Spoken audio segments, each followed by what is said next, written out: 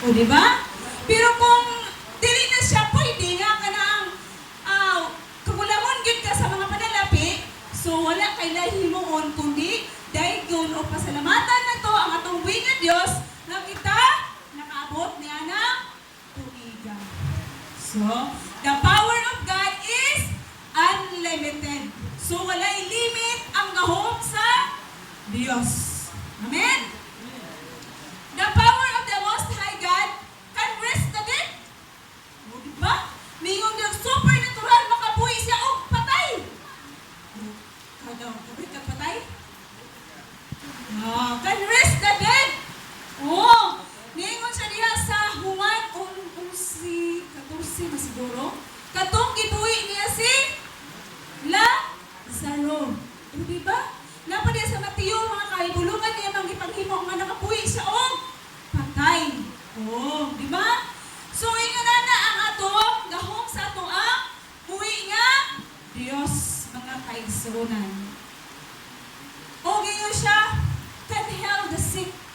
Oh, makaayos siya sa mga masakiton o iya ginang ipamutmaton diha sa balaan nga kasulatan. Pangutana, nganong napamantay mga uban nga mga kaigsunan nga muadto og asa man? Ha? Oh. Pwera na lang gid siguro kung nabalian ka. Oh. Unya na itaw nga kabalugid siya mo hilot. Ayaw lang pud anang na ay asa pa na? Oh, rin. Agud. Oh. Kaniyon ang Dios siya makaayos sa mga masakiton. Nganong dili man nimo na gunitan nga mga pulunga? Oo. Ningon ang atong buhi nga Dios nga. Ningon siya nga siya lang gayon ang ato ang duulan. No? Kung niduol ka ana nga mga ni anak nga mga sa imuhang kinabuhi niduol ka ana nga mga tawhana. O, di ba? Which is nag-serve ka kang sitan. Oh, kay kana sila is nag-serve na sila kang sitan. So, dili na gikan sa Diyos na mga pamaagi. Huring-huring. Oh, no? So, nag-serve pod ka. So, nakasala ka. Which is, wala ka ang imong pagtuon na kulang. No? Pag-ingon sa Diyos nga makaayos sa masakiton, nagduha-duha pa ka sa iyaha. Pinuon bitaw na mga kaigsunan. Kung sa ato ang kinabuhi, kung tinud-anay lang gyud ta nga kanang halagad nga insakto o tinud-anay nga ang pagtuo sa Dios ayon kan ikaw makaayo ko. Oh, makaayo siya sa mga masakiton. Pag muduol gyud ka kat kasing nga tinud-anay, walay imposible nga dili buhaton sa Dios. Amen ba? Ayaw lang yun og duha-duha. Okay. So, kay ningon sa diha sa Oseas 4:6, ningon siya, no? Ningon siya, malaglag ang akong katawan tungod kay wala ako nila ilha. So, kalaglagan. Kalaglagan yun ang dangatan kung dili ta tinud-anay nga musalig sa Dios kung natay nagmasakiton ta. Ni moadto ta sa unsa pa ni? Mga espiritista o unsa pala atong adtuan. Ingon ang Dios kay wala nimo siya ilha nga siya ang makaayo sa imuha. Nakalaglagan ang dangatan ni anang tawhana. So manong magduha-duha pananta. Amen ba? Okay, ingon pa siya kay di sa likway maninyo ako, iga ka sa likway ko usab kamo. So dili gyud nato, no? Kung maabot man ang punto nga na sa tuang kinabuhi, ato hinumduman ang iyang pulong na siya makaayos sa mga masakiton. No, iya man ang napamatutan kay katong babae nga nagdugo pila na to siya ka tuig. So, tungod lang sa iyang gahom nga unsa to iyang gahom na namunitan ra ang kanang. So, grabe gyud kagamahanan ang atong buhi nga Dios. Yun anak yun, no? So, niyo po diri. The power of the Most High God can cast out the devil. Mo bitaw gyud ning tao. Ngayon dayon nga, ay mo ato tagid ka kuan kay kuanan ka sniban ka.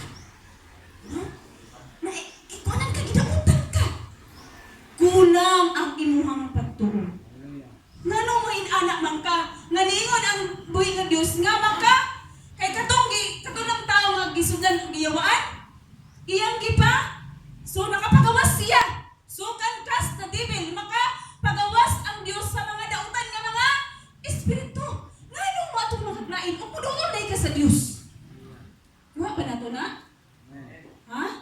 So mga igsuon madismaya gyud ko dinang gyud ko mutingog basta niningon sa kuwa nga kanang ato dito kay magpa kuan ka.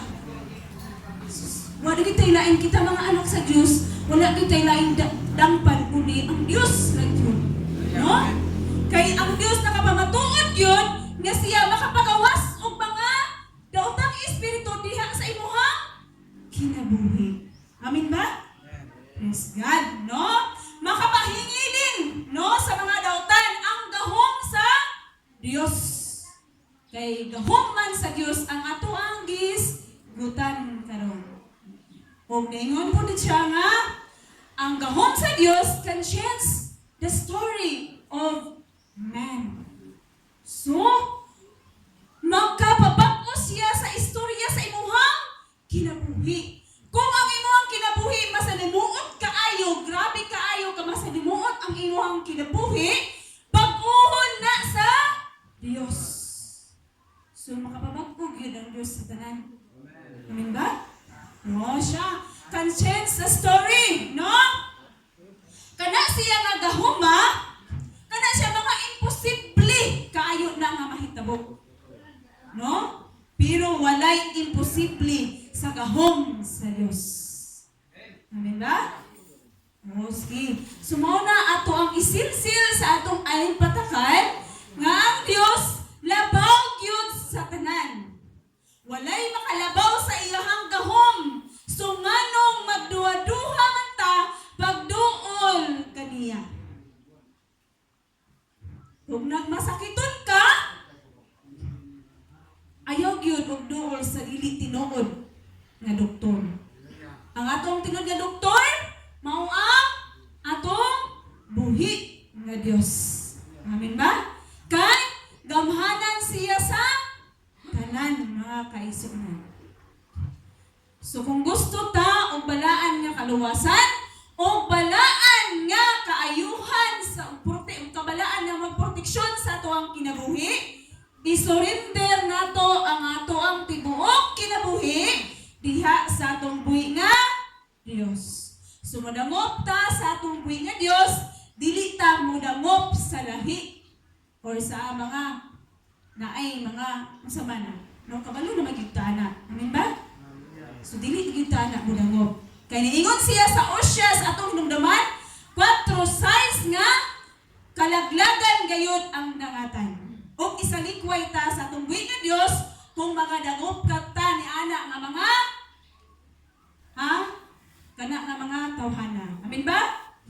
So wala tay laing dangpan kung dili ang ato lang buhi nga Dios. Okay.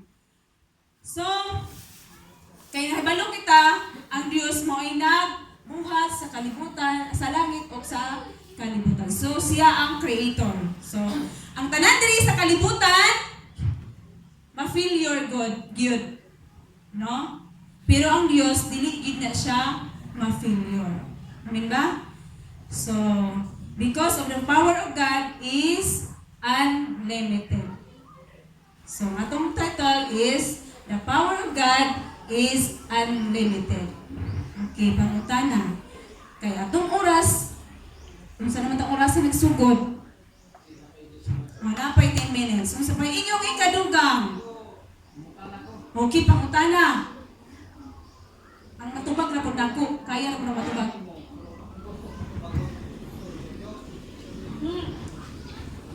Pastor, para sa imuha ang pangutana.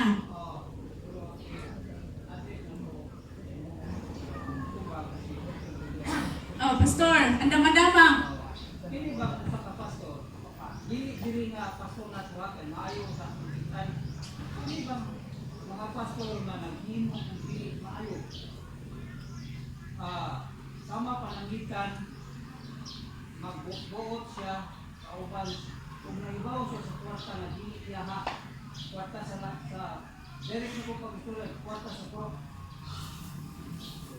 resulta na hibaw ni usa sa pastor na ibalo siya ang kakuha sa pastor kung tinuod niya ang istorya karon ninyo ang kakuan sa kapastor pagpudlo sa mga minggo pagkain pagbiligmay ko sa usa pag matinud-anon kamo gibaho ay kuan sa pastor pero ngano man bisudlan man niya kanina ko lakbit ni ko sa pagmatinud-anon sa usa malapit na siya kay pastor ngano man nga maghimo pa sa dili mao bago pa dili padugay ni mo kalaglagan ang suka sato pa mupunta na niya kay usa siya ka pastor ano wala na siya mag-guide kasi mauni yung buwata sundan ninyo ni kay mauni ang upan sa Bible magbuhat ang matinutaan nga no magkasama siya nga umilianan mo na nga akong pangutanan ni mo pastor yo ang mga pastor ani ba nga kung tinuyo ba niya ni nga idea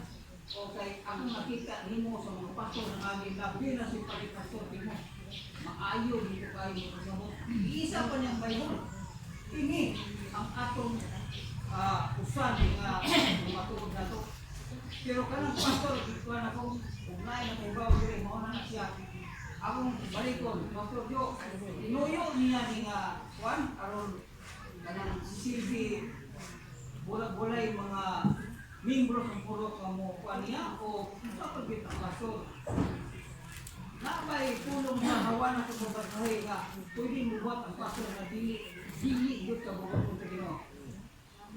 Mulai pangutana akong sumo gusto sa kitang hawan nga itong siya napabot ng mga pulong ang mga nga napabot ka ito na yung nasa lang yung naman pagbati ulog matayon ko sa mulingon sama niya lang discuss sa pansulo nga mulay ko sa kapastor nga ngayon nga sinati siya, muna ba ko nang yuya nga mabinas mo ang yan para makakang Diyos sa pastor. Kung sa akong kabahin mo sa kalagad mo sa Ginoo, dito po ko maghimo lalakang makapasamot at pasukopon sa mga masing katao. So sa kinabo sa gibuhat sa mga pastor, wala lang siya kibali o wala niya yung iyan lang gamit iyang pagalingon nga prinsipyo ba yung tao. Pero wala niya kung yung pagalingon sa kalagad sa Ginoo nga mahimo nga patas sa iyang ngayon pagkabuhaton aron nga dili siya makapasakit makapasilo siya sa katao ang ilang buhaton sa pastor siguro nga anak maghimo na sa glakang pasabto niya pag-ayo ang mga tao nga iyang tita nga dunay naghimo nga pripot sa kauyon ba ay sa niya husga po no kaya kung may mga husga po ta o sa iyang gihimo para sa ako is kinalang niya pukan po niya yung lingon ipatas niya balansi siya kinabuhi nga mayo siya nga mo dumala mayo siya mapahiluna may sa magpasabot para nga wala pa tao na magkapasilot kaniya. Ulos ako kulingon, usa ko ka mga panahon ng pro-chairman ko dito sa York City. Di man din kung gamiton yun na ito, ako ang pagka-puro chairman, may possibility nga, masuko ko, tulad kayo naman po yung baglungon. Kung hindi na ko na gamiton, tulad kayo, para sa ako, di na ako mahulagway nga, kini siya is pagkatag ko kayuhan sa mga kabanan ng puro kay sila kung makasabot kayo wala mo sila makatugkat sa kamaturan niya ginito ni mo pulong nga makapasakit kanto kanila sa dili po maayo ang ilang resulta po resulta nimo sa isulti po nila manha kanimo so kini ang usa ka ipasabot sa tugson kini kung siya magaling sa kalagad sa Ginoo duha ra gyapon panahon mo ba ka pa siya tabangan sa Ginoo sa mahimo nga buhat nga dili mo ka ngayon kaya ngayon po no ayang buhaton dili lang siya magusga sa diretso dili sa magusga nga murag sakit ang tinuod nga sakto yan ang gamito na niya pagka wala siya kaalam yan gamito sa gusto nga pamaagi para nga wala tao po nga masilot na ano lang ko bro di sa dugang pwede nga mga pangutana sa man pa sila panahon kasi matubag pa no sakto na nato gino nga dili kita ngayon po nga maghimo nga lakang nga makapasilot po sa ating sikataw sikapagsuon sikawalan sa totoo nga dili po ta ang bag sa Ginoo